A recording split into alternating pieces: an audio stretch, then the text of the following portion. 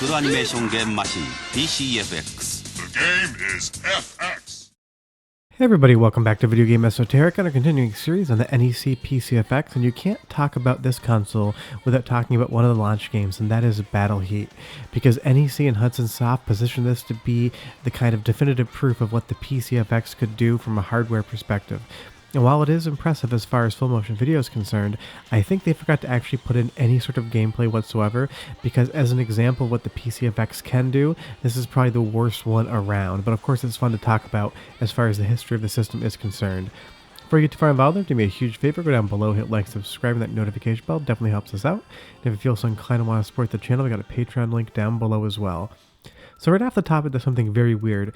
There are 8 characters, but you can only select 4 on player 1 and 4 on player 2. So if you're the first player against the computer, you only get to choose half of the available roster.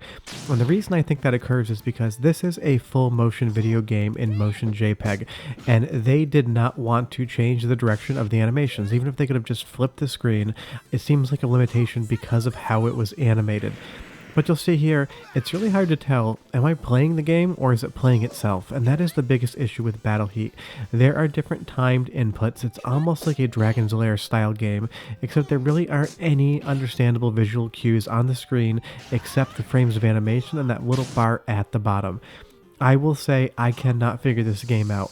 I played it for like an hour for this capture, and I was on occasion able to strike my opponent, but honestly, I don't even know if I was affecting anything. I could have had my controller unplugged, and I wouldn't have even noticed it. That's the biggest issue with Battle Heat. And the bummer about the PC-FX is people point to games like this when they show that there's nothing to play on the PC-FX.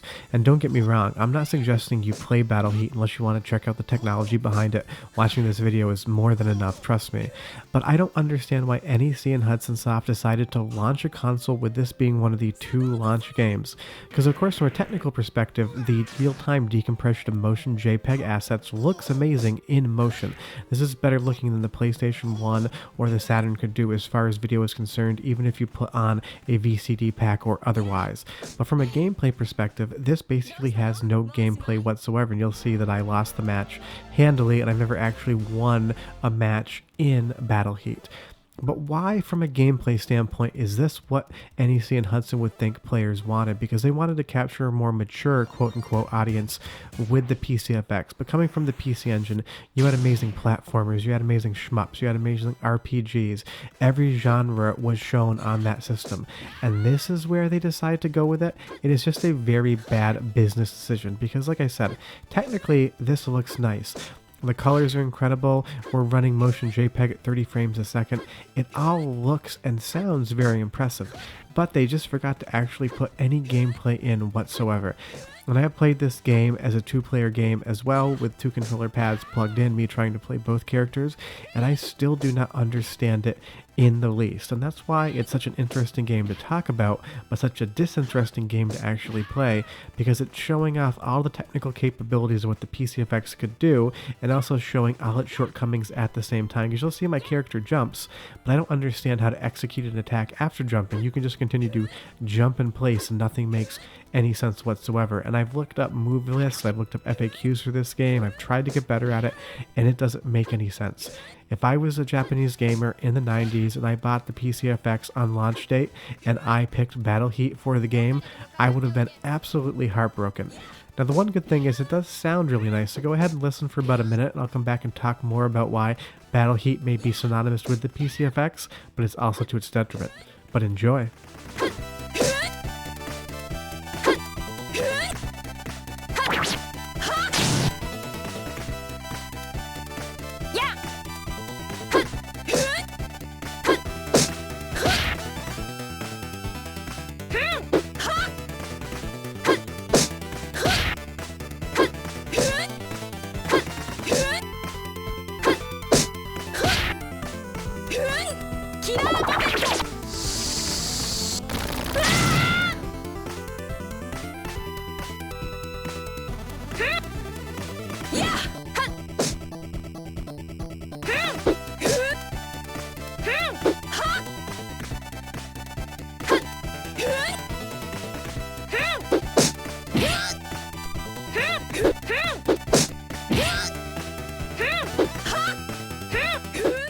So I mean, if I can commend the game for one thing other than being a good technical showcase, that the soundtrack is pretty entertaining, and those grunts are definitely in Red Book audio, it sounds like, so they are very clear.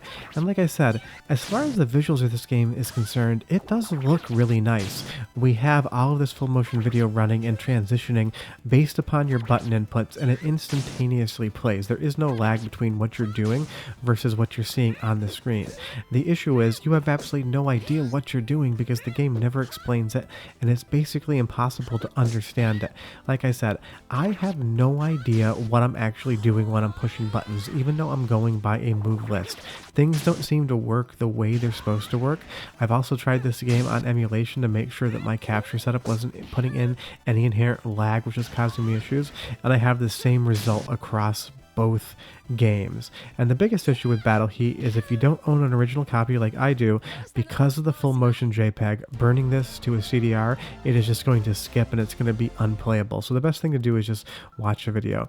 But what I'll do now is I'll make the second controller, the second player, do absolutely nothing. And now I'm just going to try to wail on my opponent.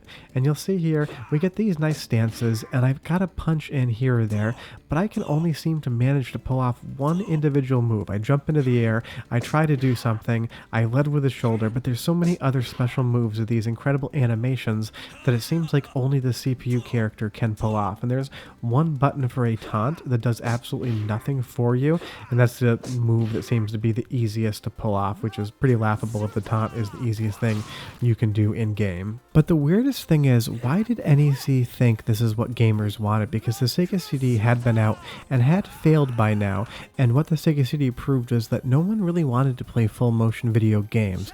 There was an example of a company trying this exact format and failing hard with it, but yet NEC thought to themselves, hey, maybe we can do it. And that's not to say that all the games on the PC-FX are FMV or anime based. They all have FMV intros and they're a lot of fun to watch, but not every single game is based on FMV gameplay, but it just boggles the mind. Sega had the Sega CD, it was chock full of FMV games, they were reviewed terribly in magazines back in the day, and they're pretty much a joke at this point in time, nobody plays them. And what did NEC think to themselves? Hey, I think we can pull it off. That's a terrible business decision to think that you can do something better than somebody else, and that person's already shown you it's just a path to failure. So it's just a really bad decision. And like I said, this still looks good. I have no issues with how Battle Heat appears. Visually, it's very interesting. The colors, the frames of animation, all the little intercuts that are operating in real time. Technically, it's a showcase for what the hardware was designed for. The issue is, don't design hardware for full motion video games if you know there's already been a failure in the market for it. And that's just because NEC made the PC-FX while the Sega CD was still on the market and then sat on the hardware for forever. And Battle Heat isn't the only full motion video fighting game on the system, and this game is just as bad and has the same issues. Short of that, that is Battle Heat with a little bit of Tenjai at the end. If you can do me a huge favor, go down below, hit like, subscribe, and get notification bell. Definitely helps us out. We got more PC-FX content coming, but I figured if I was going to show my favorite games on the platform, I should show some of the games that are the most well known for being bad. Otherwise, we'll have videos throughout the week as well, and I'll see you guys next time. These games are terrible. Bye-bye.